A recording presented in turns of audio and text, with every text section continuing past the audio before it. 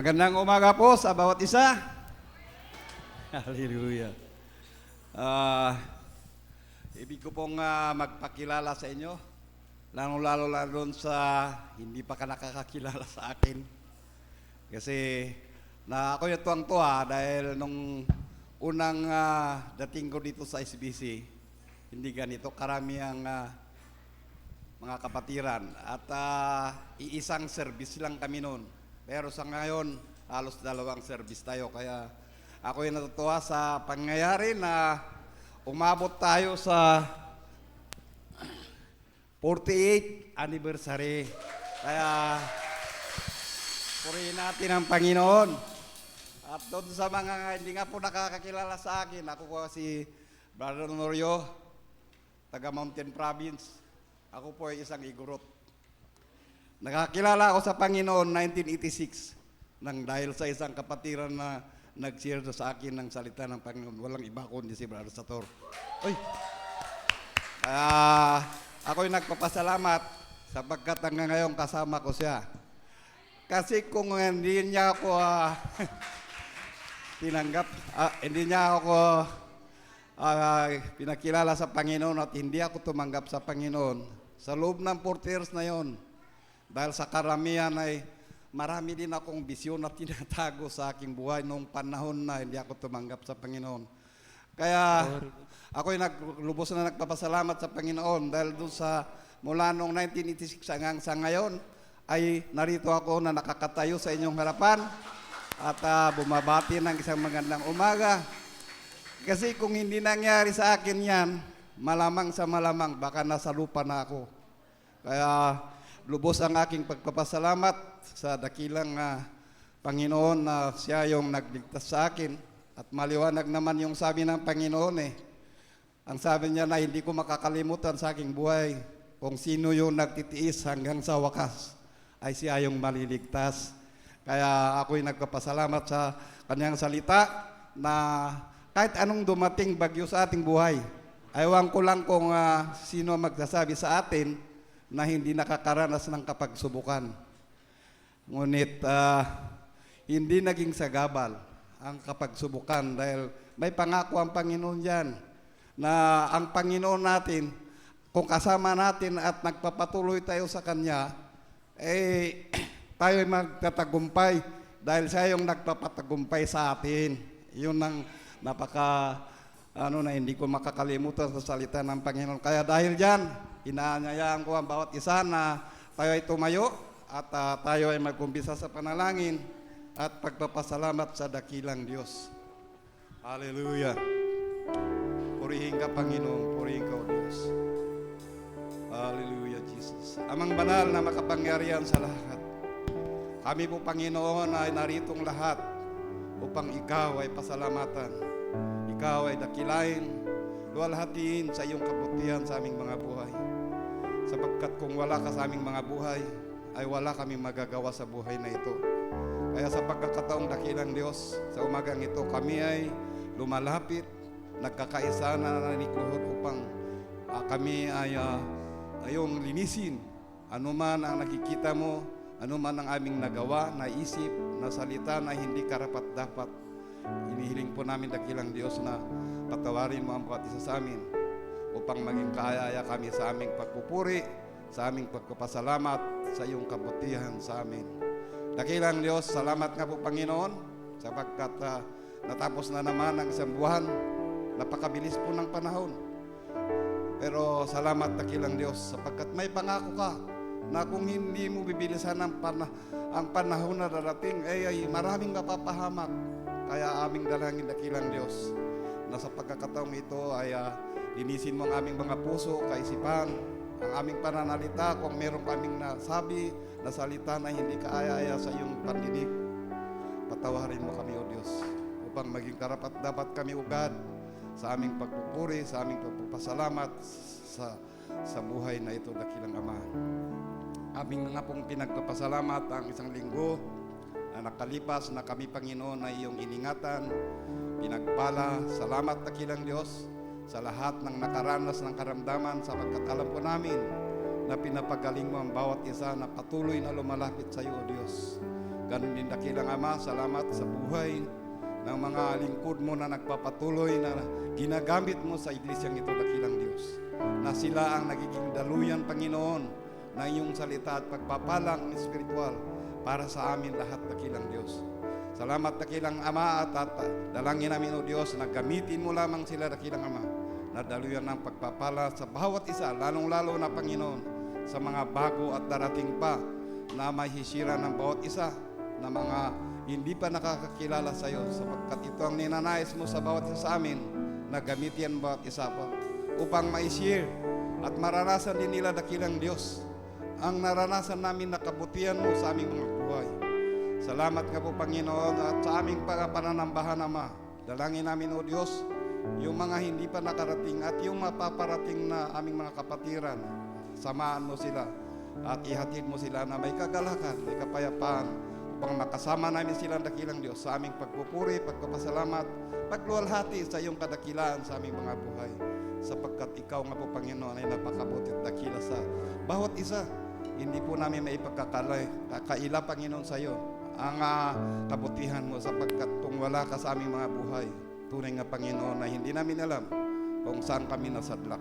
Kaya purihin ka sa umagang ito, at sa iyo ko pinagkakatiwala, O Diyos, ang gawain ito, ang lahat ng tatayo, at higit sa lahat, yung mga asal na ginagamit mo sa ibaba, ay maging daluyan din sila ng pagpapala mong espiritual, dakilang Diyos.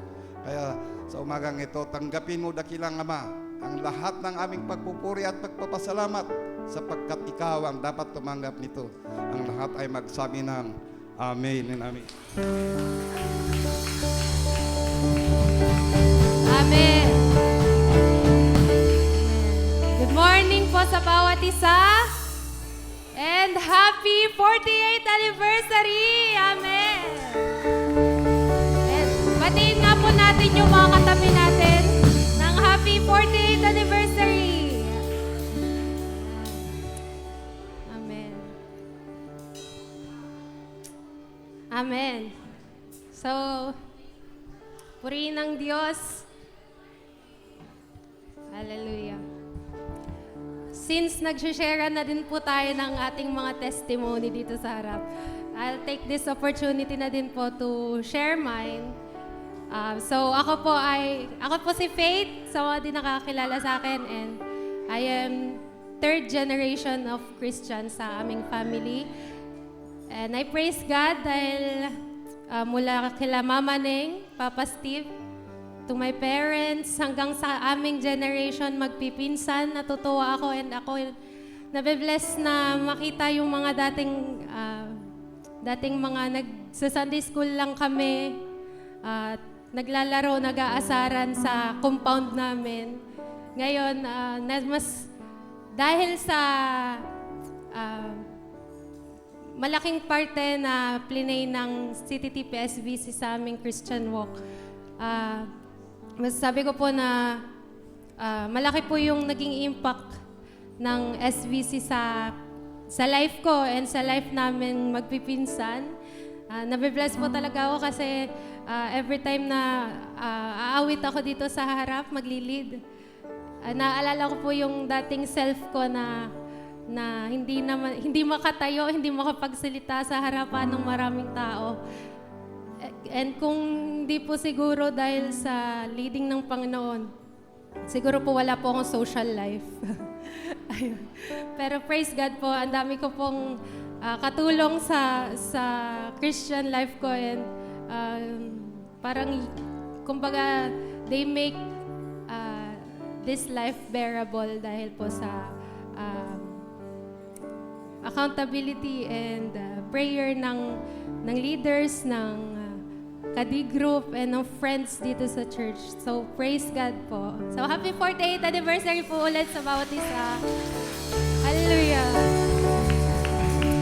Ayan, so, share ko po tong verse from Psalm 104 hanggang 5. Magsipasok kayo sa kanyang mga pintuang daan na may pagpapasalamat at sa kanyang looban na may pagpupuri. Magpasalamat kayo sa kanya at purihin ninyo ang kanyang pangalan, sapagkat ang Panginoon ay mabuti, ang kanyang kagandaang loob ay magpakailanman, at ang kanyang pagtatapat ay sa lahat ng salinlahi. Kaya pasalamatan po natin ang Panginoon for this another year sa ating church at sa mga dadating pang taon. Hallelujah, let's sing! Sa nagdaang taon, salamat sa parating ngayon. Mas mainam, mas mabuti, salamat sa inyo, Panginoon. Amen. Let's sing salamat. Salamat sa nagdaang taon. Salamat sa parating. Salamat sa parating ngayon. Mas mainam, mas mabuti, salamat sa inyo, Panginoon.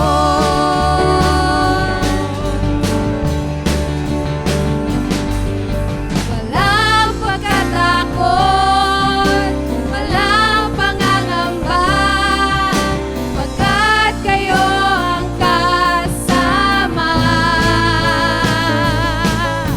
Walang pagkatakot, walang pangangamba, taon ng pagpapala.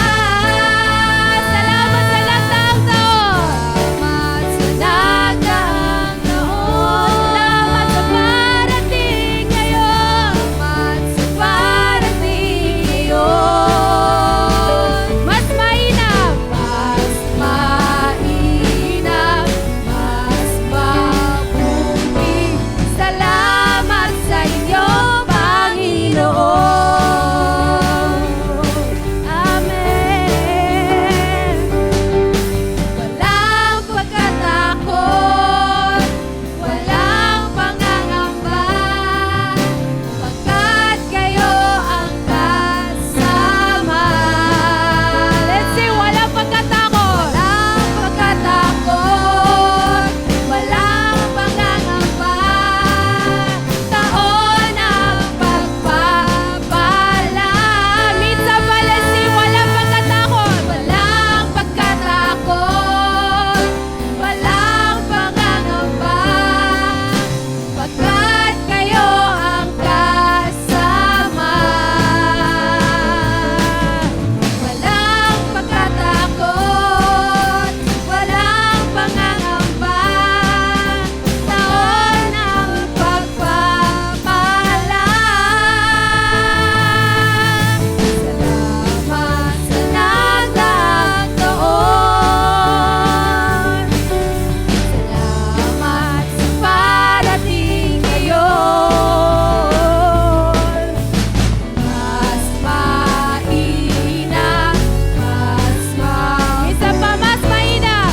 Mas mainam, mas mabuti, salamat sa inyo, Panginoon. Salamat sa inyo, Panginoon. Salamat sa inyo, Panginoon. Hallelujah! Salamat, Lord, for this new year sa aming church. Kaya church, huwag natin pigilan ang ating pagpupuri sa Panginoon. As we sing, let's sing, wag na, wag na, wag nang hayaan pang bato siyang magmuli. Wag na, wag nang hayaan pang dagat ang sumayaw. Ang lahat ng may hininga, ang lahat ng may buhay, tayo ang dapat na sumigaw.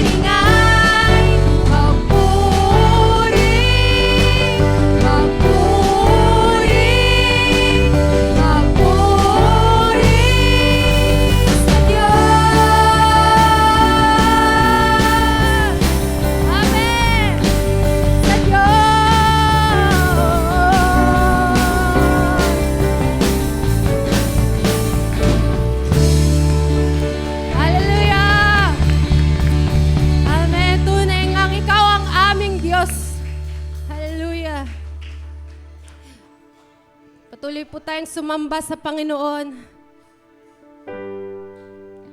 Hallelujah.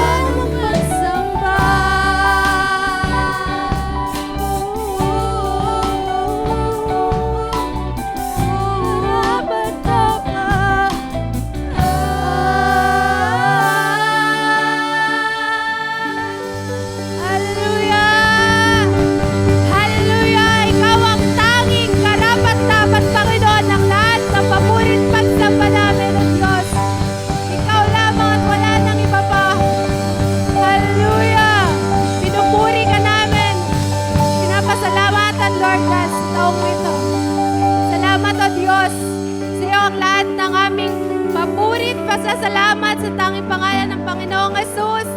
Amen! Amen!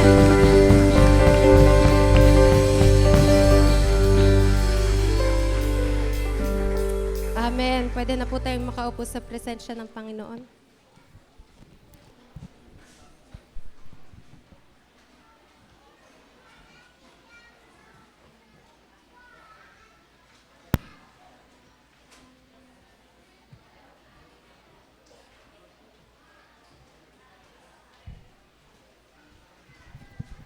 Amen. Amen. Napakabuti po ng Panginoon. Amen po ba? Ayan. Ako po si Mavic Esplana. Yan. Lumaki po ako dito sa church. Ay, ibig sabihin po nagkaedad. 48 na po yung church na ito. 5 years old pa lang po nandito na ako. Yan. At naranasan ko po na saksihan ko po yung katapatan ng Diyos sa CTTP SBC. Kaya po sa ating pong pagbibigay, ay gusto ko po sa inyong basahin itong verse na ito. Sabi po sa Deuteronomy 8 verse 18, sabi dito, "Remember the Lord your God, for it is He who gives you the ability to produce wealth." And in 1 Corinthians chapter 29 verse 14, "Everything comes from you, and we have given you only what comes from your head." So ito pong verse na to ay nagpapatunay na lahat ng meron tayo ay galing sa Diyos. Amen po ba? Meron po ba tayong nakikita na hindi galing sa Diyos? 'Di ba? Lahat po ng blessing galing po 'yan sa Panginoon. At gusto lang ko pong i-share yung konting testimony. Before po kasi yung giving sa aming mag-asawa, parang hindi pa solid. One time po, yung nagsiset aside na ako ng tithe, sabi po ng asawa ko, "Bibigay mo ba talaga yan?" Sabi ko sa kanya, "Yes, Daddy." Sabi niya, medyo parang sabi ko, "Kanino ba galing yung blessing na to? Sino ba nag-bless ng kabuhayan natin? Sino ba nag-ingat sa atin? Di ba? Si Lord." Kaya from there po, hindi niya na po ako tinatanong. Ang tanong niya na po sa akin, iba na. Sabi niya, "Nagbigay ka na ba?" Ganun na po. "Binigay mo na ba? Sigurado ka ba?" So ganun po, napakabuti po ng Lord, di ba po? Once na nakita po natin, na-acknowledge natin na blessing yan ng Lord. Bakit tayo nandito? Blessing yan ng Lord. Bakit meron tayong pamilya? Meron tayong tahanan na inuuwian? Blessing yan sa atin ng Panginoon. Kaya po, dapat natin po siyang papurihan dyan. At inimbitahan ko po ang bawat isa na tumayo para po ipanalangin ang ating mga kalab. Alam ko po, excited na kayo. So let's give to the Lord ang ating mga tithes and offering. Tayo po ay manalangin. Ama naming Diyos, tunay po na napakabuti mo po at napakadakila sa aming buhay. Lahat po ng meron kami, Lord, galing po yun sa inyo, Panginoon. Salamat sa bawat pamilya ng Christ to the Philippines, Panginoon, na nandito at patuloy na sumasamba sa iyo, Panginoon. Salamat sa mga nanay at tatay na nagdala ng kanilang mga anak sa church na ito. Salamat sa bawat kapatiran na nandyan para dumamay. Salamat at hindi ka nagkulang, Panginoon, kahit kailan, Panginoon. Kaya nga, Lord, tanggapin mo po ang aming pasasalamat dahil sa katapatan mo, Panginoon. Lord, whatever value na malilikom, Panginoon, i-bless mo po ito, Panginoon, para, Panginoon, sa kapurihan mo, Panginoon. I-bless mo din po, Lord God, ang aming leadership ng church na ito, Panginoon. Give them wisdom, Lord God, unity, Panginoon, and love, Lord God. Salamat sa buhay nila, Panginoon, na nagiging kalakasan din namin, Panginoon. At sa bawat isa, Panginoon, na nandito, Lord God, nawa, Lord God, patuloy mo po, Panginoon, kaming proteksyonan, Panginoon. Saan man po, Panginoon, kami mapunta, Panginoon. Ang iyong guidance, protection, Lord God, be with us, Lord God. At sa kabuuan, Panginoon, nawa magamit ang salaping ito para, Panginoon, sa kalalaganap ng iyong salita at marami pa po, Panginoon, ang maabot ng iyong mga salita. Sa iyo lahat ang papuri at pasasalamat sa tanging pangalan ni Jesus. Amen and amen. Yan po. So pwede po nating ibigay din po ang ating tithes through our online. Kung gusto nyo po, available po yung ating accounts. So yan po. So gusto ko din pong i-welcome ang ating mga bagong bisita. Mga bisita po natin ngayon sa umagang ito. Pag tinawag ko po yung pangalan nyo po, pwede po kayong tumayo. Yan. Para po namin ma-recognize kayo. Okay na po. So yan po. Unang-una po si Jonathan Legaria. Nasaan po siya? Ayan. Dito po sa baba. Another one, Sheila Legaria. Wow. Well, tayo po muna po kayo. At yung isa pa po, si Jocelyn Kimora. Invited siya ni Sel. Saan si Jocelyn Kimora? Ayan. Invited po siya ni Sel Carino. Yan. So, pwede po muna po tumayo yung mga guests namin kasi po meron po kaming signature welcome sa inyo. Yan. So, church, at the count of 3, let's welcome our guests. 1, 2, 3. Welcome! Ayan. So, welcome po sa City TV SBC. Sana po ito po ay hindi lang start. Welcome po kayo sa susunod pa pong mga pagkakataon. Ayan. And para po sa ating announcement, meron po tayong mga announcement. Alam niyo po, dahil ito po ay ating anniversary month, marami po tayong mga mga activities. Una-una po yung ating blood donation drive on February 8. Next Sunday na po yan. Yan. So ito po ay welcome po lahat po. Kung kayo po ay hindi pwedeng makapag-donate, pwede nyo pong invite yung mga friends ninyo, kakilala nyo. Invite nyo po sila para mag-donate. At pwede po kayo magpalista sa baba. Yan. At pangalawa po pong announcement. Ayan. Ano yan? Meron tayong ano yan? God set the bar. The importance of biblical love standard. Meron ano yan? UCY? Yes, nasa yung mga UCY? Mga youth. That is on February 15 po. UCY Fellowship, 4 p.m. Yan, pwede po kayong mag-invite ng mga kabataan. Welcome. Excited na ba ang mga kabataan? Yan, nahanap ko kasi youth. Andiyan sa taas, excited ba kayo? Ayan. Ayan. So next po, third Sunday po yan. At meron din po, ang church din po natin, ay nagiging kabahagi po ng 4Ps.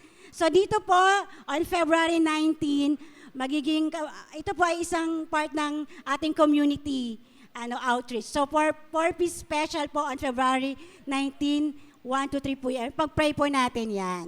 Kasi ang church natin ay kabahagi niyan. At next, yan. And our main celebration is on last Sunday, February 22. So yan po ay one service lang po tayo, 9 a.m. Huwag niyo pong kalimutan. February 22, 9 a.m., one service lamang po tayo. Ang ating guest speaker niyan ay walang iba kundi ang ating Pastor Voltaire Pablo. Yan. So, be excited po tayo sa mga activities na naka-line out sa atin at supportahan po natin ang ating church activities. Yun lamang po at ihanda po natin ang ating puso para po sa pakikinig ng ating salita ng Diyos na dadalhin po sa atin ng ating pastor.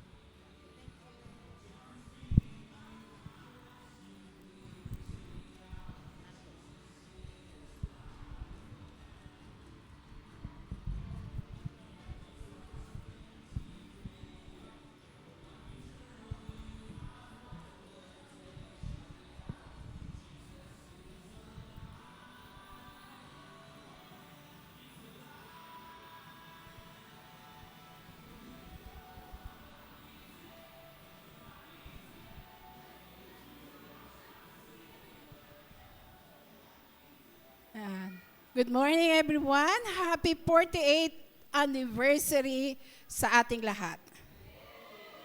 Ayan. So today is a very special day as we celebrate 48 years of God's faithfulness. Okay. Kaninang umaga, yung first service, natuwa ako the way Dang introduce yung special offering o yung offering kanina, yung tithes and offering. He mentioned kasi yung katapatan ng Diyos nung pasimula. Which is very true, ano?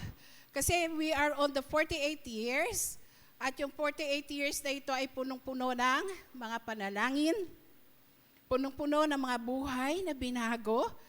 Tingnan nyo nga yung mga katabi nyo, mga buhay na binago, pinatatag ng Diyos. Amen? Ayan. Mga tapat na paglilingkod ng bawat isa. Nakikita nyo naman na sa baba pa lang, mayroon tayong mga ushers, may teacher tayo dun sa taas ngayon. Nagtuturo ng mga Sunday schools at sa mga bata. Mga walang sawang pagkakaloob sa gawain ng Panginoon. Narinig ko yung testimony ni Mabi kanina. At gayon din ang patuloy na paghahayag ng mabuting balita mula noon hanggang sa kasalukuyan. So, naririto po tayong lahat ngayon, hindi dahil tayo magaling, kundi dahil tapat ang Diyos. Amen? At dahil may mga tao na tumugon sa kanyang katapatan, nakita ko yung buhay ni Kuya Honorio, na kung saan ay si Kuya Satur ang ginamit. And there are so many stories like that. Natutuwa ako kanina sa testimony ni Faith, ni Mabik. And just a few pa lang po yun. May mga taong tumugon sa kanyang katapatan, lalo na yung mga nagpasimula nito, yung mga nagpatuloy, at yung mga nanatiling tapat hanggang sa ngayon. I was able to see yung lumang church na ito, bago ito. At nung ginagawa na ito, naka-attend din po ako doon sa garahe ng Ablog. Nakarating din po ako doon. Kaya at least ay nakita ko, na-witness ko yung kagandahang loob ng Diyos sa iglesyang ito. Na ngayon, naririto po tayo at dati wala tayong aircon. Ngayon ay meron na. Nabili na natin yung harapang lupa na ngayon ay parking area na. And there are so many things pa na awaiting on this church. 48 pa lang tayo. So, napakabuti talaga ng Panginoon. Amen? And this time, bago tayo magpatuloy, manalangin po muna tayo. Hingin natin ang pagpapala ng Diyos sa kanyang salita. Truly, Father God, we're so excited on this 48th year anniversary ng iyong iglesia. Excited kami dahil sa iyong kadakilaan, sa iyong katapatan. Na ikaw ang Diyos namin noon, ngayon at magpakailanman ay laging kasama namin. Marami sa amin ang naka-witness ng iyong kabutihan, ng iyong katapatan. Lalo na yung mga nagpasimula nito na hanggang ngayon, narito pa. Marami ang naging kabahagi kung ano ngayon ang church, mga pastors, previous leaders. At salamat na ngayon ay narito na kami sa 48 years, O God. At ito, O Diyos, ay simbolo ng iyong katapatan. Kaya sa umagang ito, sa pasimula ng linggong ito, ng Sunday na ito, hayaan mo na patuloy rin namin makita yung mga basic things, O Lord God, na yung mga salita na talagang susi, bakit kami ay narito pa rin. Hayaan mong alalahanin namin ang iyong mga salita na kailangan namin hanggang sa kapanahonan ito. Ikaw magpala nito sa bawat isa, sa aming puso, bawat isang may pandinig, Panginoon, hayaan mong makinig sila. And I pray, Holy Spirit, na ikaw talaga ang patuloy na makapangusap sa aming kalagitnaan. Nakikita mo ang kalagayan ng bawat isa. Pabayaan mo ang iyong salita ay malayang makapag-ministeryo sa puso, magbigay ng pag-asa, magbigay ng gabay, nang sa gayon, magpatuloy kaming maglingkod sa iyo ng sama-sama. Maraming salamat po, O Diyos, itong aming dalangin sa pangalan ni Jesus. Amen. Palakpakan nga po natin muli ang ating Panginoon. Okay. At this point of time, bago po tayo magpatuloy, balikan muna natin ang mga ginawa ng Panginoon nitong nagdaang taon ng 2025. Panoorin po natin yung maikling video na ito.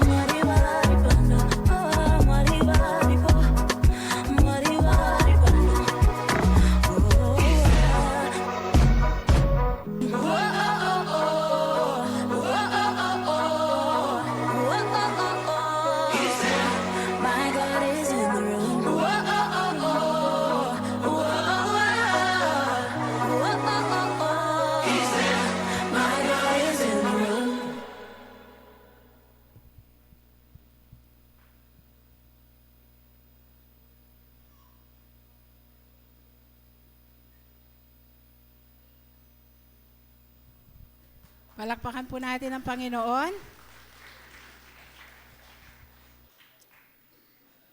Tiningnan niyo po ba yung mga mukha niyo sa picture? Ayan, nakita niyo, no? So, ibig sabihin, ay bawat isa ay kabahagi na kung ano man ang naganap nitong nakalipas na taon.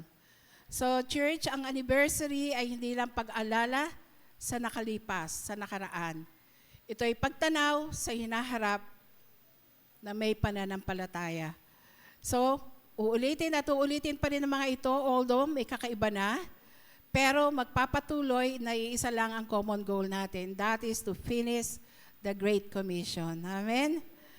So, and because the same God who was faithful in the past is the same God who is calling us forward into the future. So, nakalipas na yon, kaya mayroong fresh na activities na naman tayong gagawin. Although, naka-anchor lagi tayo sa Great Commission. Kaya nga, ang napanood natin ay isang patunay ng isang malinaw na katotohanan. Faithful ang Diyos mula sa pasimula ng church na ito hanggang ngayon. At faithful pa rin siya sa mga darating na taon. Amen? Ayon. Kaya nakakatuwa na lahat tayo ngayon ay narito, nakatayo sa church na ito with all these things dahil sa mga panalangin, mga sakripisyo, at pagsunod ng mga nauna sa atin. Kaya ngayon, it's our time, it's our turn, na kung paano sila noon ay gumanap ng may katapatan, inaanyayahan din po tayo ng Diyos na maging tapat din para sa susunod na henerasyon. Kanina, nagtanong ako, ang isang henerasyon, ilang taon? Sabi ko, para tiyak ako, nag-chat GPT ako. Ang trend, 30 years isang henerasyon. Yung iba ay medyo mas lower, pero ang trend daw talaga ay 30 years in one generation. So tayo ay walking na sa second generation. Okay. Kasi sa family, pag nag-asawa, nasa ikalawang henerasyon, yung mula. Parang ganun ang tanong natin. Kaya mga kapatid, today is not just an anniversary Sunday, but this is also our Vision Sunday. Let's watch this short ABP.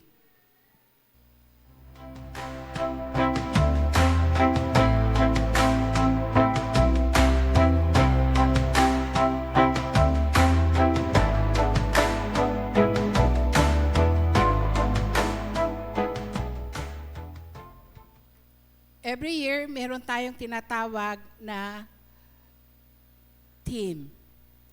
Ang nakuha lang natin ay 3, Pero hoping on the 50th year, history na talaga ibibigay natin para mas kita, Kasi 48, 2 more years, 50th anniversary natin. Wow, that's something.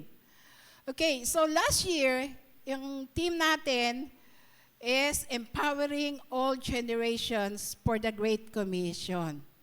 And diyan po, God reminded us na lahat ng henerasyon, maging bata ka, maging nasa kabataan ka, may edad ka man, sa bawat pamilya, kabahagi ka o may bahagi ka sa kanyang misyon. Amen? By God's grace, we have seen how God equipped us, how God aligned us, and how God prepared us together as one church. But church, listen carefully. Empowerment is never the end. Kasi diyan, empowering every generation for the Great Commission. But empowerment is never the end. So as we step into 2026, on our 48th year, God is calling us to the next season of that journey. Kung last year is about being empowered, this year is about moving in obedience. That's why our 2026 theme is loud and clear. We are empowered to move. Amen. Palakpakan natin ang Panginoon. So this is our 2026 theme, Empowered to move. So we are not called to stay still. Next slide. We are not called to settle down. We are called to take the next step, to go forward, to move with God's power and purpose. We are empowered to move. But there is God's loving reminder to all of us today. Before God sends us forward, He always roots us deeper in Him. And that brings us to today's message, which will guide us as we step into this new season. And that is rooted before we move. Rooted before we move. In Colossians 2, 6-7 and John 15:5. Let's read the passage this morning. In Colossians 2, 6-7 in English first, then in Tagalog. So then, just as you receive Christ Jesus as Lord, continue to live your lives in Him, rooted and built up in Him, strengthened in the faith as you were taught, and overflowing with thankfulness. Sa Tagalog, kaya nga sa paraang tinanggap niyo si Kristo bilang Panginoon, mamuhay naman kayong gayon sa Kanya. Kayo ay nag-ugat ng malalim at natayo sa Kanya na matatag, na nagtutumibay sa pananampalatayang itinuro sa inyo at umaapaw dito na may pasasalamat.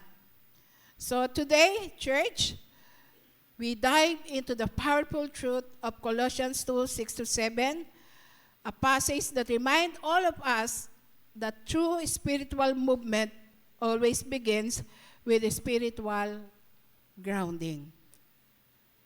In order for us to move, we need to be grounded. We need to be rooted. So, itong launching natin ng 2026 team, Empowered to Move, nire-remind tayo ng Panginoon, before He moves us outward, He roots us inward.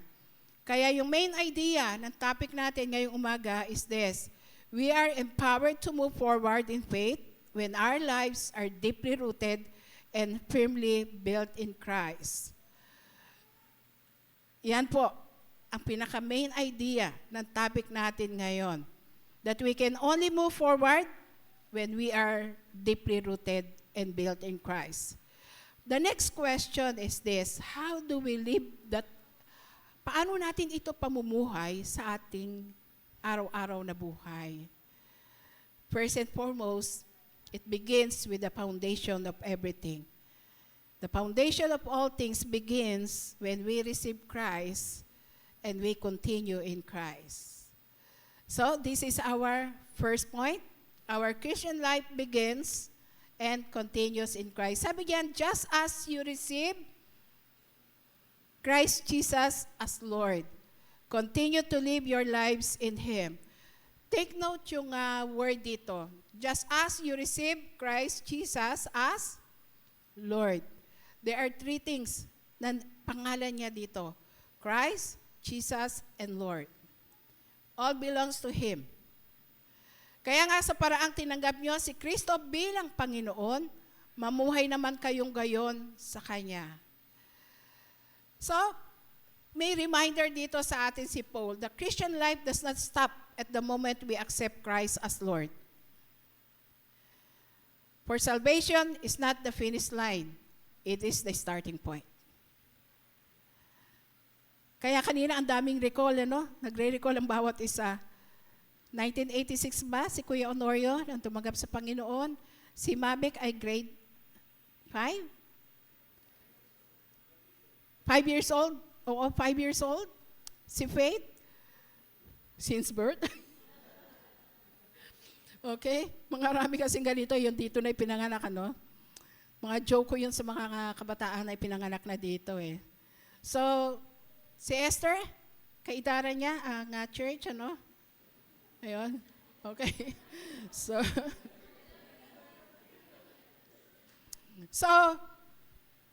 receiving Christ as Lord was just the beginning.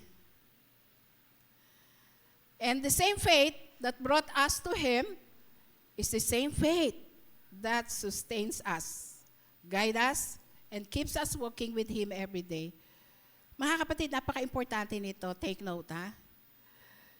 The same faith that brought us to Him, nung tanggapin natin siya, siya rin po yung faith magsusustain sa atin, gagabay sa atin, magpapanatili sa atin.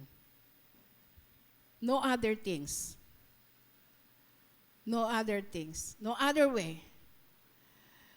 So, ang pananampalatayang nagdala sa atin kay Kristo, siya rin pananampalatayang magpapatuloy, magpapatatag sa atin araw-araw. No other formula. Ayun. Kung paano natin siya tinanggap, sa simpleng pananampalataya, ganun din tayo tinatawag na mamuhay at lumakad kasama niya araw-araw.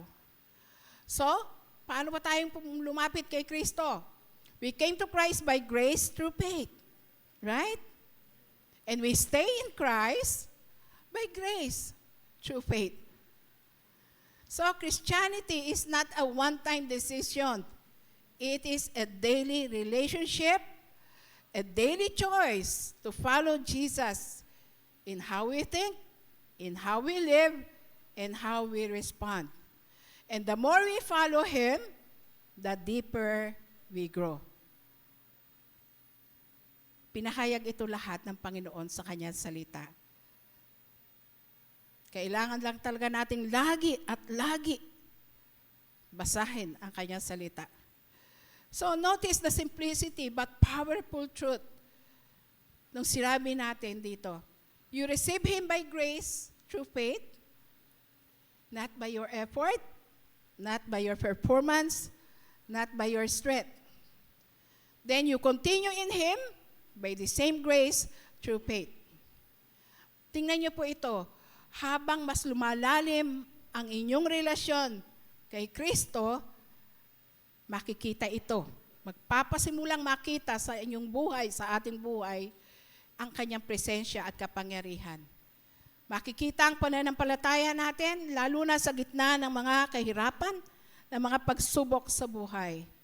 Makikita yung klase ng pag-ibig mayroon tayo sa ating relationship, sa pamilya, gayon din sa ating kapwa. Makikita ang pagsunod na genuine, kahit na may pagsubok, kahit may sakripisyo, susunod pa rin tayo. Amen? Ano yung sabi sa gawin yung alagad ko ang lahat ng bansa? Make disciples of all nations. Paano? Teach them to obey whatsoever I have commanded you. Kaya nga mga kapatid, makikita natin ang disciple o alagad ni Kristo sa pagsunod niya sa salita ng Diyos. Kaya makikita po natin dito, hindi pwedeng tumanggap ka kay Kristo na hindi ka mababago ni Kristo. Right? So, it's not self-powered, but it's Christ-centered life. At ito ang patotoo ng CTTPS-BC. Sa loob ng 48 years, nananatili, lumalago ang iglesyang ito. Hindi dahil sa galing ng mga strategy, galing ng mga programs, o lakas ng tao, magaling na leadership, kundi dahil pinili ng bawat henerasyon na manatili kay Kristo. Kahit gaano ka kagaling, kundi ka mananatili kay Kristo, walang kwenta ang galing na ito. Tama ba? Amen. So, following Christ daily keeps us connected. But connection alone is not enough.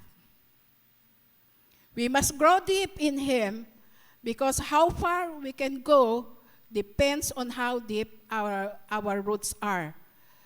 Kaya, the second point we have is roots determine fruit and endurance. Imagine nyo kung yung pastor nyo hindi rooted. Meron lang nagbato sa kanya ng simpleng criticism, iiwanan na niya yung post niya. Tama ba? Ganun yun eh. Makikita pa natin. Roots determine fruit and endurance. Rooted and built up in Him. Dito, gumamit si Paul ng agricultural term para ipakita that spiritual growth begins below the surface, not in outward appearances, activity, or success. When Paul uses gamitin niya yung salitang root, he says, we are rooted, ay dinidescribe mo niya dito yung firmly planted in the right source of life. Tingnan niyo po yung halaman. A healthy plant does not grow because of what you see on the outside, but because of what is happening below the surface. Below the surface, siyempre, good soil yon, matabang lupa. Consistently, nanonourish ito. And then, very strong. Yung below the surface is strong enough to support yung mga visible growth above the ground. Minsan, tinatanong natin, ang ganda-ganda nito, no? Pero di natin alam, the main source is not yung nasa ibabaw, kundi nasa ilalim. So, in the same way, our visible growth, ano ba yung visible growth natin? Faith, obedience, endurance. Ito po ay nagfo-flow from an ongoing dependence on Christ. Kaya, ano sabi ni Jesus? By their fruits, you will know them. Hindi naman kasi visible sa atin yun eh. Magiging visible lang to yung lalim ng roots sa pamagitan ng bunga nito. So, a healthy Christian life grows from what happens beneath the surface, being rooted in Him. So the principle here is visible growth is always the result of invisible roots. Ang illustration ko pong ginamit dito ay yung coconut tree, yung niyog. The coconut tree stands firm, not because of height or fruitfulness, but because of the depth of the roots. Kaya nga, even in storms, it remains upright. One time ay pumunta kami ng Kasiguran. At katatapos lang ng bagyo sa area na yon, kasi madalas silang dalawin doon ng bagyo. Kasiguran, Aurora, no? Ayun. Kita namin talaga ay kalbo ang mga coconut tree. Pero nakatayo sila. Nakatayo sila. At ito po yung isang illustration na makikita natin. Yung visible growth is always the result of invisible roots. Yung the verb rooted na makikita po natin, yung word, ang sulat dito is rooted, ano? Rooted and built up in Him is in the past tense.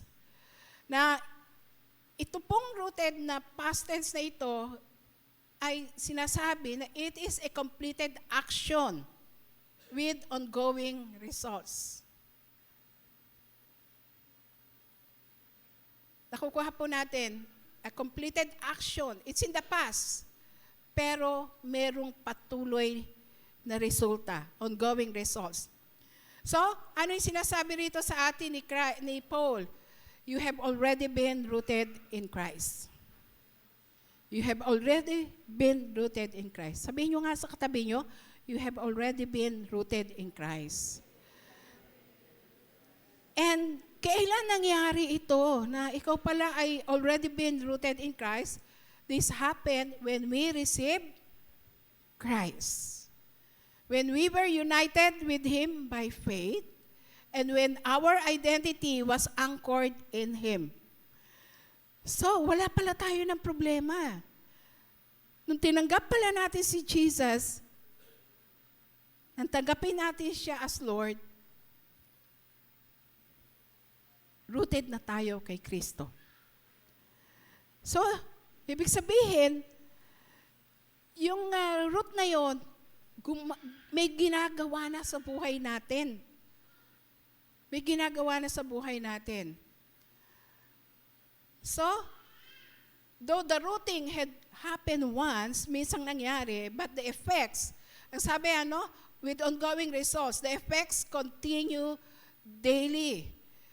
So, ano na naman yung makikita nating fact o principle dito? Our present stability flows from a past spiritual rooting in Christ. Kaya alam nyo, ito yung pinag-uusapan namin lagi.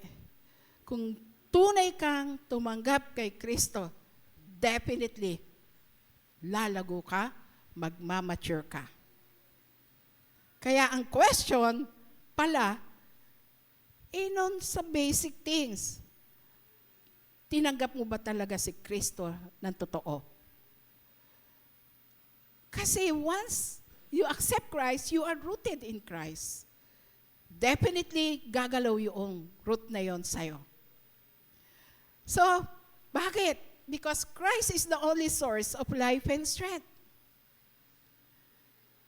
Kung paanong yung puno ay kumukuha ng nourishment doon sa soil, kung saan siya nakatanim, a believer draws life, stability, growth, endurance exclusively from Christ. Exclusively from Christ. Not from your wisdom, pinagtapusan, not from your activity, busy ka sa church, not from your position, leader ka sa church, not your ministry successes, not from your experience. For apart from me, you can do nothing. John 15:5. Remember, believer draws exclusively from Christ. The only ingredient sa iyong buhay, pananampalataya kay Kristo lang. Kaya nga, a believer disconnected from Christ may look alive for a season, but will not last. Magkakakitaan po, magkakadiscoveran tayo pag dumaan na tayo sa maraming pagsubok ng buhay. Kaya nga yung mga fast growth without deep roots is dangerous. Sa agriculture, yung mga fast-growing plants with shallow roots ay agad-agad ito na natutuyo pag dumating ang init. Pag dumaan ang bagyo, nawawala ito kaagad-agad. At ito yung warning ni Jesus sa atin. Jesus warned about this in the parable of the soils. Growth without depth never lasts. Kaya, may mga puno po tayo na mababaw ang ugat kahit na mabunga. Have you seen yung mango tree? Yung mangga. Sa taga Nueva Ecija po ako, at yung isang lupain ng aking lolo, maraming puno ng mangga, at talagang kumikita siya. Pero, napansin namin, isang malaking puno ng mangga, mabunga ito, pero isang araw ay na-hit ng bagyo ang aming lugar, natumba po ito. Napakalaki po niya, natumba siya. So kahit may bunga, natumba siya. So ibig sabihin pala nun, ang talagang kailangan natin, hindi lang tayo maging mabunga, maging malalim tayo. Ayun. Kasi pag shallow roots ka, spiritually, mabilis kang ma-burn out. Kasi saan ka nakadepende sa performance mo. Madali kang ma-offend o kaya masaktan. Dahil mababaw yung pananampalataya mo, pag may trial, nagka-quit ka agad. So, kaya kailangan din natin bantayan ang ating mga sarili. Just like mango or coconut trees, kailangan niya ang deep roots to survive yung storms. At we need to be rooted in Christ daily. Paano? Through our prayers, through our reading of the Word, and obedience. Nung nag-aaral ako ng aking Bachelor in Theology, yung teacher namin, yung professor namin, sabi niya, the best interpretation of the Bible is obedience. Hindi ko yan makakalimutan. Paano ma-prove ang salita ng Diyos na totoo kung di mo susundin? Pero kung may duda ka sa sinasabi ng Lord, hindi ka susunod. Hindi mo mapapatunayan na lahat ng salita ng Diyos ay yes and amen. The best interpretation of the word, kahit magbasa ka ng magbasa ng Biblia, kung hindi mo sinusunod ang sinasabi nito, walang effect ito sa'yo. Kaya kanina, ang salita doon, Christ Jesus as Lord. Tumutukoy ito sa supremacy ni Christ doon sa chapter 1 ng Colossians. Kaya makikita po natin, napakasimple nung pagkakasabi. Gustong-gusto ko yung word, kaya ito po yung translation na kinuha ko ng Tagalog. Kaya nga, sa paraang tinanggap nyo si Kristo bilang Panginoon. Just as you receive Christ Jesus as Lord. Kaya minsan, ipinagkakamali ng marami na sa pagtanggap kay Kristo, kailangan pang maging Lord siya. No. Pag tinanggap nyo siya, definitely, He is Lord ng life nyo. Kaya, hoping na makita po natin ito. Only deep, abiding connection to Christ sustains life, ministry, and faith across seasons. So, sa life natin, dito sa church, 48 years. After 48 years, our church testimony is clear. Programs change, leaders come and go, seasons shift. Pang-ilan ba akong pastor ngayon dito? Pang-5 yata. Ang mga programa, pabago-bago yan. Leaders come and go. But one thing sustains a church across generations, deep roots in Christ. We are still standing today not because we were fast, popular, or perfect, but because we were rooted. Kaya nga mga kapatid, isang araw aalis ako. Aalis ang iba pang leaders. Pero, pag ang church ay deep, rooted in Christ, magpapatuloy ang kanyang gawain. Amen? Kasi no one is indispensable. Kasi definitely, si Christ ang tunay na leader ng iglesyang ito. Kaya wala po kami tinataas talaga dito, kundi si Christ lang. Kaya deep roots produce long obedience. Not quick success, but faithful endurance. Kaya minsan, merong nagsasabi, ang bagal nyo. Minsan, parang ang bagal, pero it's better to be slowly but surely. Kasi nasa atin ang pagtatanim, nasa atin ang pagdidilig, pero ang nagpapalago nito ay ang Panginoon. Kaya lagi po na ang sinasabi ko lang, the simple obedience that I have, the Lord bless. Kasi ang Lord ang blessor. Siya ang magpapalago. So roots give us life, but foundations give us direction. God is not only concerned with how deep we grow, He is also concerned with how we build our lives. So, Paul does not stop at rooted. He continues with built up in Him. Because after God roots us in Christ, He begins to build us for movement, mission, and purpose.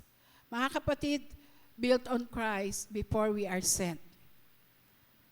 Built up in Him, strengthened in the faith as you were taught. Kanina, pinag-uusapan natin ay roots, yung usapan. Pero ngayon ay building na, construction. From agricultural term, now architectural term na ang ating ginamit ni Paul.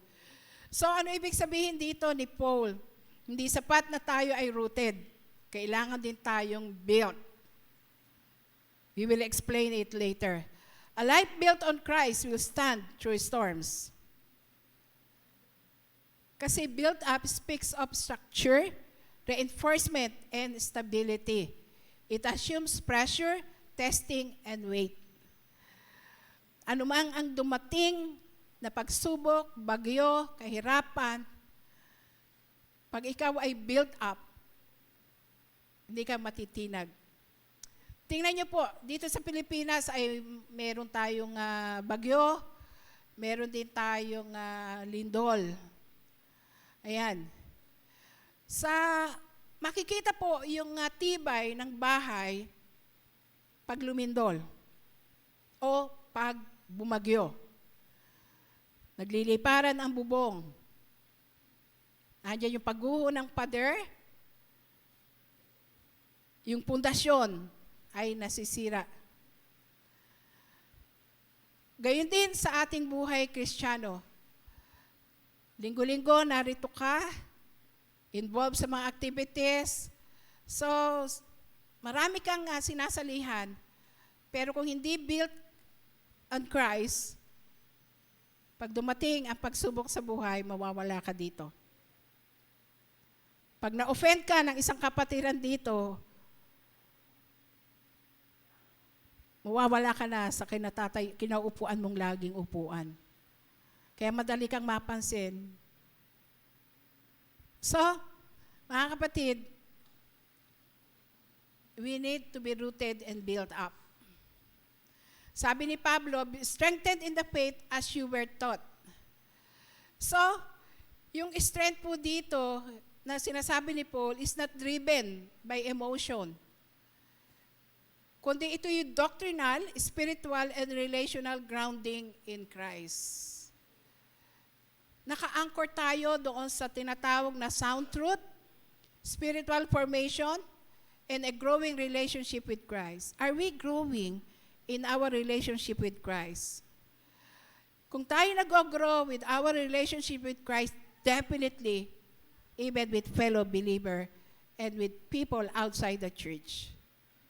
Kasi consistency ang buhay ng Kristiyano, consistent. So strength, sabi rito, strength comes from being taught, not just being active. Ano ibig sabihin ni Paul dito, as you were taught? Meaning may process. May discipleship. Dumadalo ka ba sa D-group mo? May intentional grounding. Nagbabasa ka ba ng salita ng Diyos?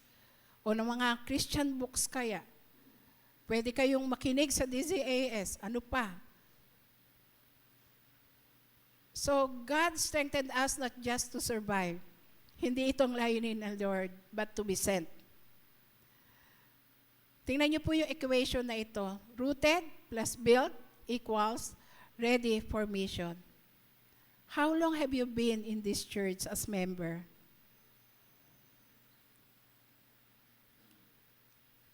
Hanggang ngayon ba, member ka pa rin ng D-group? Sabi ng Hebrew, hindi na dapat gatas ang inyong iniinom. Dapat karne na. So, founded ba ang doctrines mo? Kaya ba ipaglaban yung belief mo kay Jesus? Sabi ni Jesus sa John 15:5, I am the vine, you are the branches. Apart from me, you can do nothing. So, ibig sabihin, kung si Kristo ang ating ang vine, nakahook tayo sa Kanya, nakakabit tayo branches, definitely, manonourish po tayo. So, ano ibig sabihin nito? No Christ, no lasting fruit. No foundation, no mission that lasts. Mga kapatid, siguro alam niyo ba ang pangarap ng pastor? Sa kanyang mga tupa, ang pangarap niya ay hindi ang priority na gusto niya, maging disciples ang lahat. Maging alagad ni Kristo ang lahat. Kasi pag alagad ni Kristo, hindi niya problema ang mga tao. Kasi definitely, mga obedient yan. Kasi sabi niya, teach them to obey whatsoever I have commanded you. Pag ito po ay naging, lahat tayo ay gayon, hindi po sasakit ang ulo ng pastor. Sino man ang umupo dito. Kasi alam niya, mahal niya ang Lord, susunod siya sa sinasabi ng Lord. Tama ba? Yung mga D-group leaders, hindi na kailangan pang i-push, i-remind. Pag sinabing itong usapan, ito ang gagawin natin. So, Kaya nga, hanggang ngayon, hindi natin ma-send ang marami kasi hindi pa sila ready. So God never sends what He has not first strengthened. Being rooted and built on Christ is not just for personal growth, it is for mission. So tingnan niyo po ito. Naalala ko na actually mamaya ay may vision casting na gaganapin si Pastor Norden. And we will see the plan of the church this coming this coming months of 2026. And hoping na bawat isa ay maging kabahagi dito at maging willing to support our team for 2026. Okay. So, si Paul, hindi niya po inend ang Colossians 2:6 and 7. Hindi niya inend ito with activity, achievement, or success. He ends ito with thankfulness. Ano sabi diyan? And overflowing with thankfulness. Because when life is truly rooted in Christ and built on Him, gratitude naturally overflows. Tama ba? Mas madalas bang mamutawi sa atin yung pagpapasalamat kaysa mga complaints? And one of the ways we express this is through obedience and generosity. So, ngayong umaga, before I close the message, I want to speak to you not just as your preacher this morning, but as your pastor. For 48 years, this church has been sustained by God and moved forward because faithful people invested not only their time and talents, but also their resources and treasures.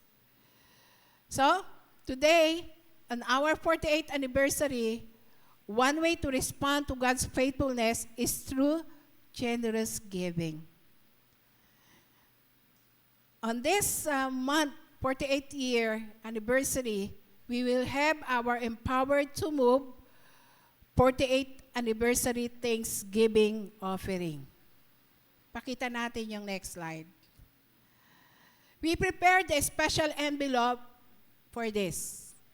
Ayan po. At sa loob ng envelope na ito ay may insert na short letter and instructions. Ang special offering na ito ay ilalaan po natin sa 3 trust. Ano ba yung 3 trust natin? Discipleship, mission and evangelism, and church planting. So, ito po ay pagtugon sa tawag ng Diyos na kumilos tayo ng sama-sama, magpatuloy ng sama-sama para sa Kanyang gawain. Alam natin ang discipleship, isa ito sa ating main trust. Ito'y paghubog na lalong lumalim sa pananampalataya at pagsunod ang kanyang mga anak, mission and evangelism, pag-abot sa mga nawawala at pagpapalaganap ng mabuting balita, church planting, pagpapalawak ng gawain ng Diyos sa mga bagong lugar, beyond Taguig City. So this is not just an offering. This is a declaration which says, Lord, I choose to move with you. So, I encourage everyone na ipanalangin ang iyong ibibigay. Pag-usapan ninyo ito sa inyong pamilya, na kung saan ang mga batay pwedeng makibahagi dito. Then, inyong ibabalik yung Empowered to Move envelope sa mga susunod na linggo. So, we have more 3 Sundays to go habang ikaw ay nananalangin at ginagabayan ng ating Diyos. As the Lord leads you today, let your giving overflow with thankfulness for the past and faith for the future. So to end this, as we step into 2026, here's God's reminder sa ating lahat. Before we move forward, God is calling us to grow deeper. Rooted in Christ, built on truth, strengthened in faith. And because we are rooted, we will endure. Because we are built, we will stand. And because we are strengthened, we are empowered to move for God's glory and His mission. So my challenge for all of us this morning is this: let us grow deep. So when God sends us forward, we will stand, bear fruit, and last. Amen? Manalangin po tayo. Salamat aming Diyos for 48 years of untiring goodness, faithfulness mo sa iglesyang ito. Salamat sa mga naunang leaders, miyembro ng iglesyang ito. Kung ano kami ngayon, napakalaki na ginampanan nilang bahagi. At ngayon, patuloy naming ipagpapatuloy yung gampanin na tinangaon nila, Panginoon. And the same call, Lord, finishing the Great Commission. Marami pa na yung mga tupa na wala pa sa kawan. At kailangan namin silang abutin.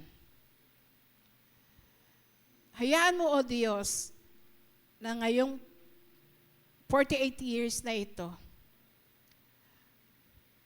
sama-sama kaming lumago sa iyo, lumalim sa pagkakilala sa iyo, maging matatag na Kristiyano amidst of turmoil, problems, trials. Hindi po kami maa-uproot sapagkat naka-anchor kami sa iyo, Panginoong Hesukristo. Kaya dalangin ko ang iyong pagpapala sa iyong mga salita ngayong umaga, na makita po namin, tunay nga ba naming tinanggap si Kristo bilang Panginoon? If that is the case, tiyak, we will be rooted and built up in you. Magiging kabahagi kami ng takbuhin ng iyong iglesia.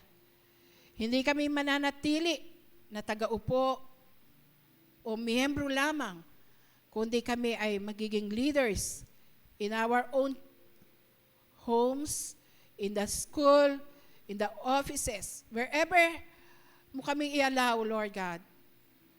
Magiging ilaw at asin kami ng lugar na yon. Salamat, Panginoon, sa katapatan, sa pagbibigay sa iyong gawain, dahil kung hindi ito, hindi namin magagampanan ang iyong gawain. Kaya we even pray, Lord God, sa aming Empowered to Move 48 Thanksgiving offering. Hayaan mo, ito yung aming faith na talagang magagamit ito para ipagpatuloy ang iyong gawain. There are so many things to do this year. Pero hindi mo kami iaalaw na magkulang. Pagpapalain mo ang bawat endeavors, pagpapalain mo ang bawat plans, pagpapalain mo ang leadership ng iglesyang ito at bawat pamilya. I speak blessing sa mga may business, may mga trabaho, na makikita nila, Lord God, na ikaw ang tunay na blesser. Kaya salamat, Ama, sa iyong mensahe ngayong umaga. Hayaan mo na selyuhan mo ang mensaheng ito sa aming buhay, that all of us will grow deep, will be rooted and built up and strengthened in you. Salamat. We give you all the praise and all the thanksgiving. In Jesus' name we pray. Amen.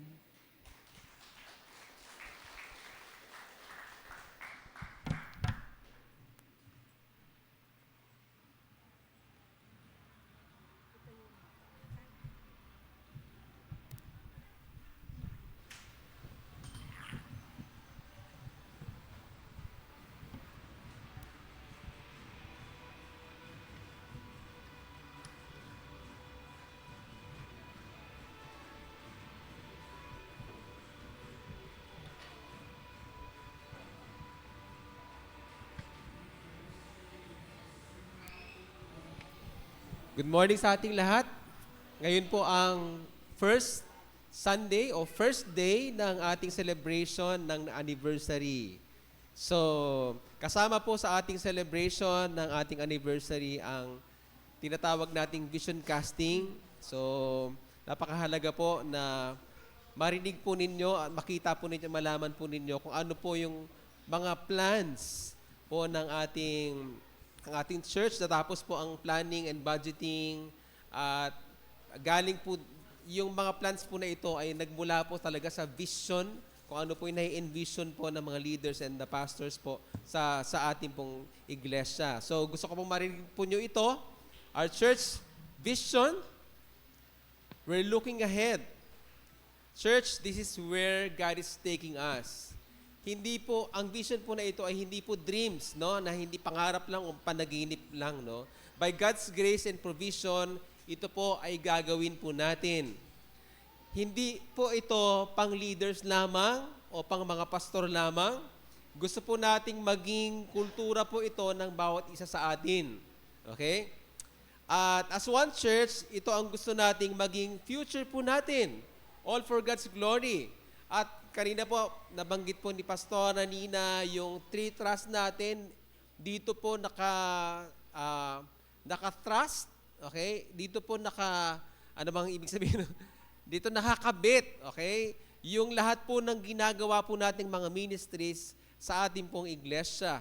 So unahin na po natin ang missions and evangelism. So hindi po ito nasa full details. Ito po ay summary ng ano po ang magaganap o ano po ang mga abangan natin. So we will be a church where people will experience Christ dito sa Pilipinas at hanggang sa ibang bansa.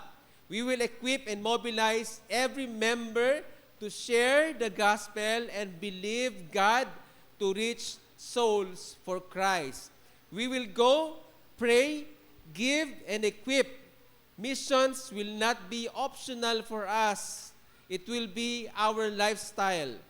We will revive and live out our calling to be a missions-oriented church. Kung hindi nyo po alam, ang CTTP, ang pinaka-original po nito, ay hindi naman po church planting, kundi missions-oriented po talaga ang CTTP. Pursuing both local and global missions to bring the reign of God to the nations. Kaya po marami po tayong aabangan. Of course, pagpapatuloy po natin yung mga best tsaka mga excellent practices po natin. Ito po yung ating mga gagawin at pagpapatuloy. Mag-oikos po tayo. Magpapatuloy po natin yung pakikipagkaibigan natin sa ating mga kapamilya, kaibigan, sa ating mga katrabaho, kaskwela, yung kapitbahay po natin. At yun po yung paraan natin para maibahagi sa kanila yung ating testimonies at maipakilala sa kanila ang Panginoon. And then, sa loob naman po ng ating worship services, ipagpapatuloy po natin yung ating pagiging seeker service, no? Tapos after po ng every worship service natin, may ginaganap po tayo na meet and greet, okay? Binabati po natin, kinakausap po natin yung ating mga guests, and then, ipagpapatuloy po natin yung Bring a Friend Sunday. Okay, sa isang taon, meron po tayong 4 na Bring a Friend Sunday. Ito po ay every fifth Sunday. Ito po ay, meron po tayong evangelistic service or program. And then, meron po tayong evangelistic training. Sa mga gusto pong matuto po talaga ng evangelism, matatrain po, gagamitin po natin yan sa ating saturation evangelism. From time to time ay magbabahay-bahay po tayo sa ating community para naman imbitahin sila sa ating mga evangelistic events. And then, nabanggit po kanina yung 4Ps, no? Yung 4Ps, tayo po, ang church po natin, dito po ginaganap yung meetings po nila at tayo po ay isang host po, okay? So, ipagpapatuloy po natin yan at papalawigin pa natin, i-improve pa po natin para na sa ganon, hindi lang sila recipient ng blessing galing sa bansa po natin, sa gobyerno, magiging recipient din po sila ng pinakamahalagang blessing. Wala pong iba kundi yung blessing na nagmumula sa Panginoong Jesus, kaligtasan. Okay? And then, pagpapatuloy po natin yung campus ministry po natin. Okay, meron po tayo doon sa Signal, sa Cardones po, binabalak natin na magkaroon din po tayo dyan. Ano pa? Support sa existing Nasugbu outreach po natin. So as of now, hindi pa po siya fully recognized, no, ng CTTP. Outreach pa rin po natin siya. So susuportahan pa rin po natin yon ang Nasugbu natin. And then, yung Acacia Outreach at mag-o-open pa tayo ng iba pang mga outreach sa mga kabataan o sa mga bata po, no? Mag-organize at mag-join po tayo ng mga mission opportunities local and abroad, no? Kaya po mag-ipon-ipon po kayo kung gusto talaga niyo sumama po sa mga mission opportunities local and abroad, no?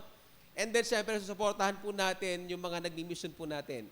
At tuloy po ang ating support sa existing missionaries, kagaya po si Nati Pearl, no? Yung Fajardo couple, narito po sila ngayon at later on po babalik po sila, susuportahan pa rin po natin sila. At marami pong iba, no? Abangan niyo po yan. Yung sa discipleship trust naman, ano po ang ating mga abangan?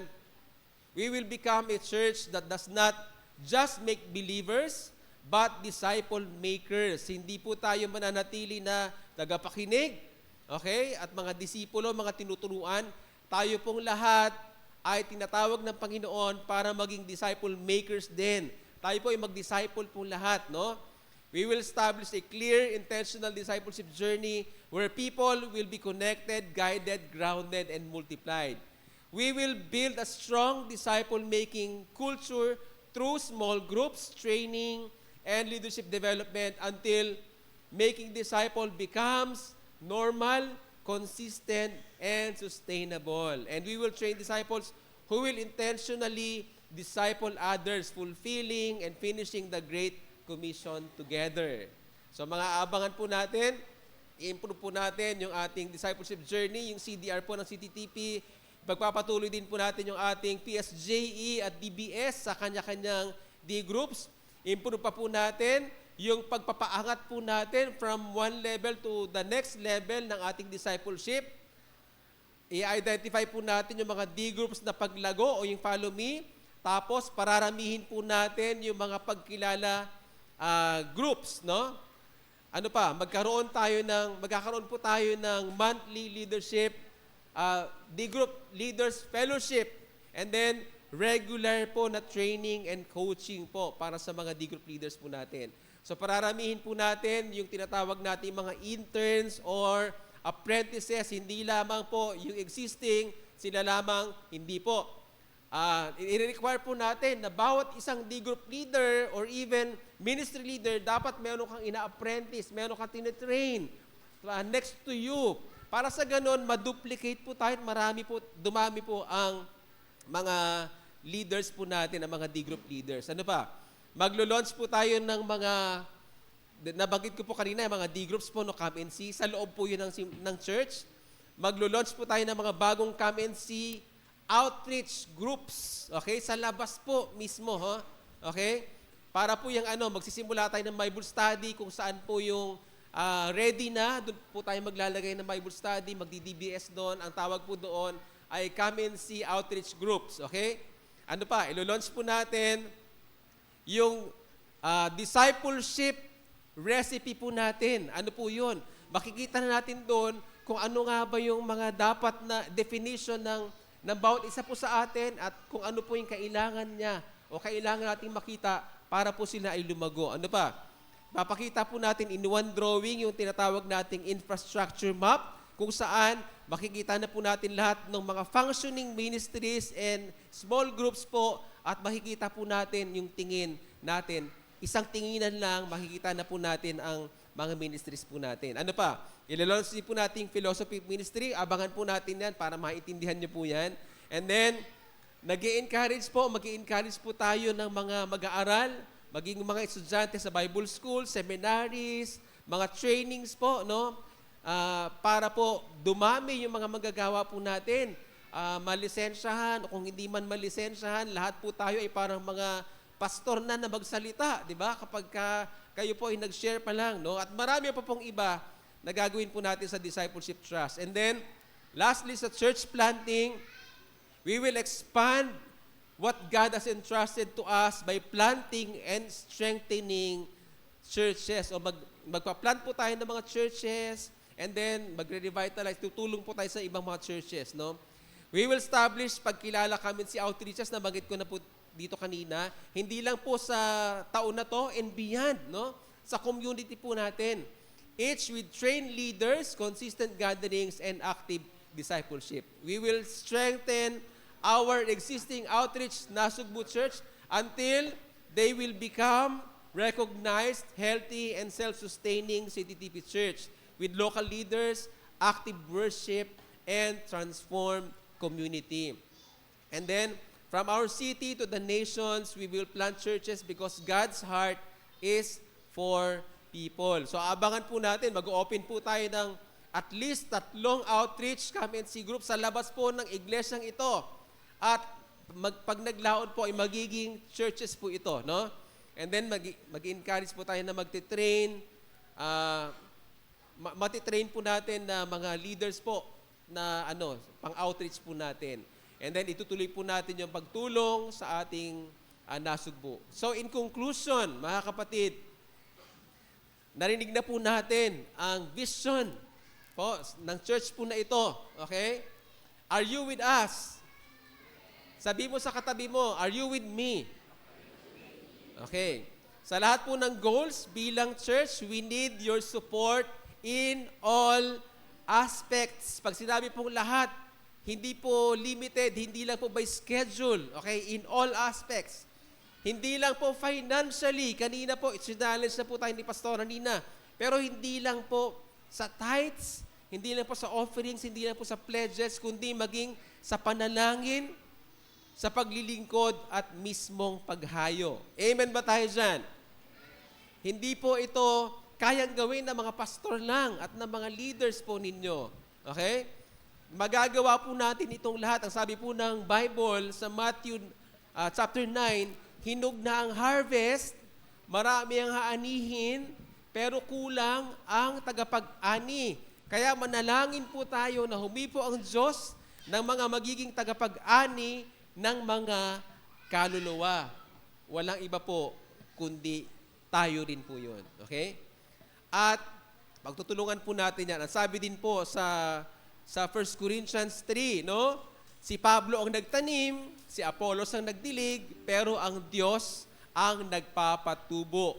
Kailangan po natin ng maraming tagapagtanim.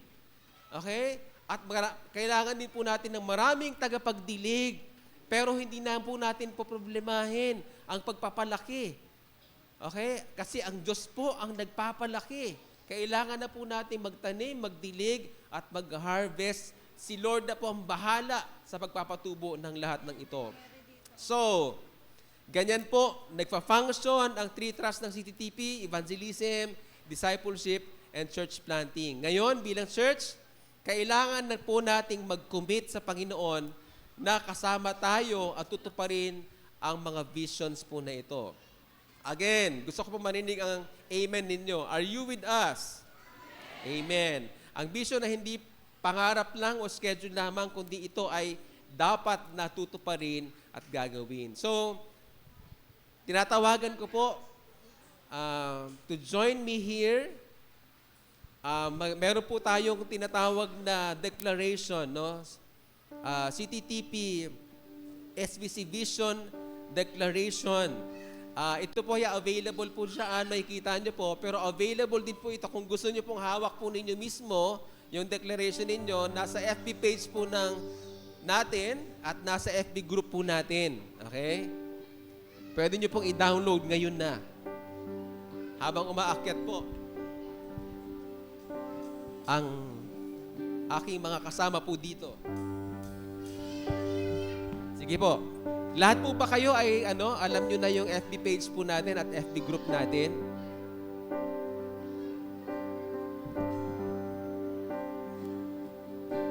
Sige po, inaanyayahan ko po kayong tumayong lahat.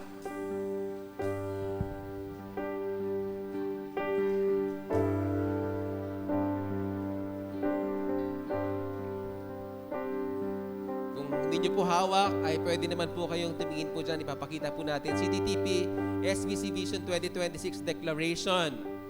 Hindi po yan, after me. Sabay-sabay po nating babanggitin po ito. Hawak po sa dibdib.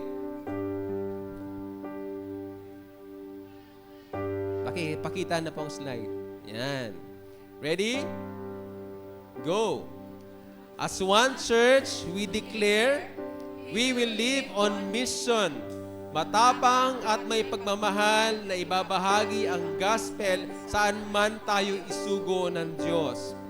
We will grow as disciples. Pinipili ang faithfulness kaysa comfort at ang obedience kaysa compromise. We will participate fully sa pamamagitan ng going, praying, giving, and serving. We will build people who will be people, raising disciple makers na patuloy na nagmumultiply. We will plant and strengthen churches, believing God for transformed lives, families, and communities. We will move forward together, united in vision, aligned in purpose, and faithful in action. Ito ang ating gagawin. Tayo ay magiging ganitong church. Ito ang kinabukasang tinatawag ng Diyos para sa CTTP SBC. All for God's glory. Amen! Palapakan po natin ang Panginoon. At patuloy po nating sambahin ang Panginoon sa pamamagitan po ng mga awit na ito.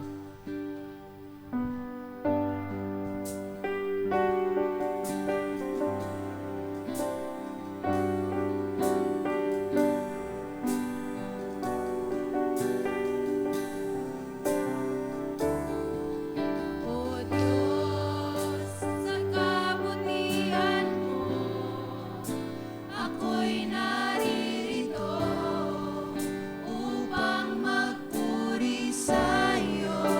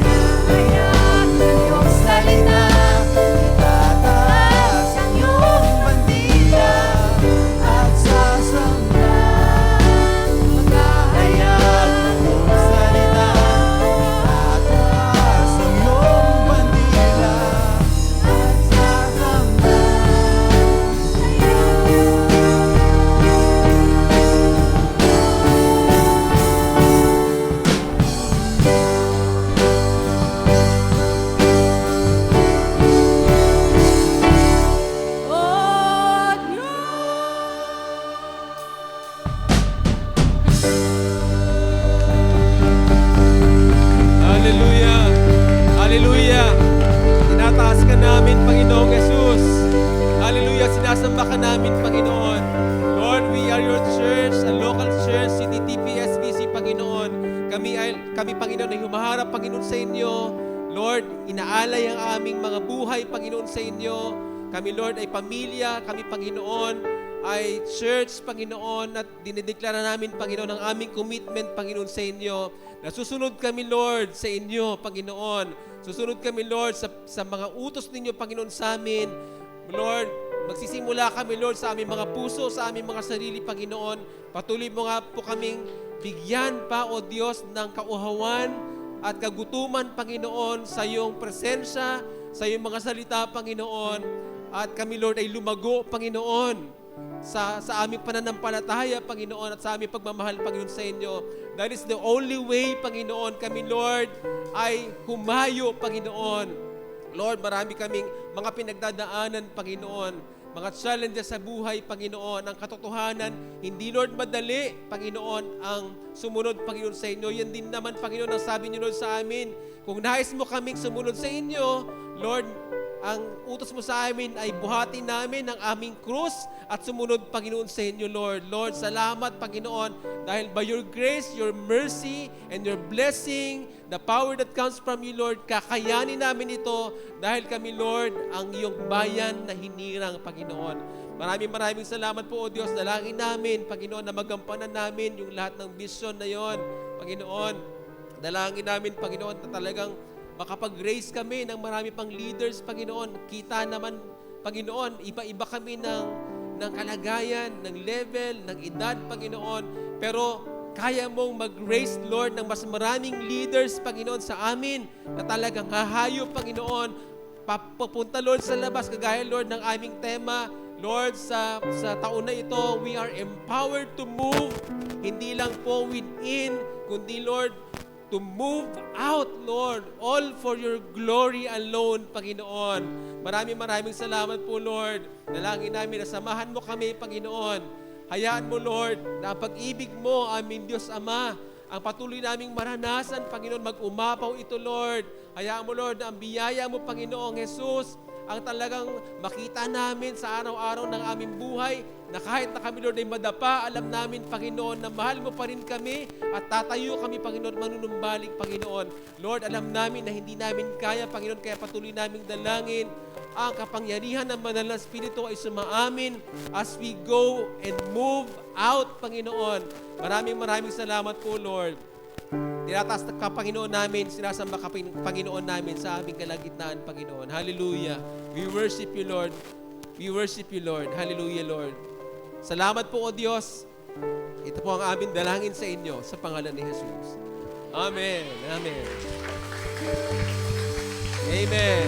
Magbatian po tayo habang inaawit po natin yung awit na ito. God bless everyone. See you next Sunday.